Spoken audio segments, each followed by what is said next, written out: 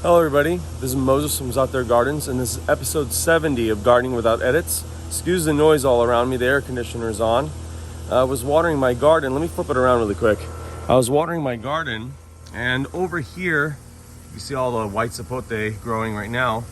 There is a flavor grenade pluot, and I saw one flower, a rogue bloom. I got a lot of things to do. I'm like, should I make a video about that? I pulled the flower off. I said, nah, I got things to do. Well, anyways, I'm walking around the garden and making sure everything's okay. Some things need to be watered. It was really hot today.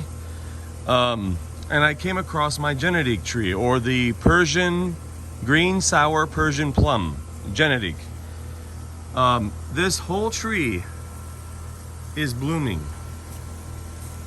everywhere. I have never, and pushing new growth because I pruned.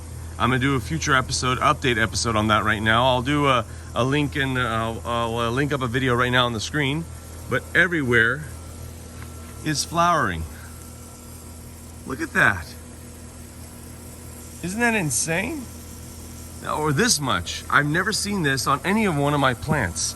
I've never seen this much rogue bloom on this late of the year.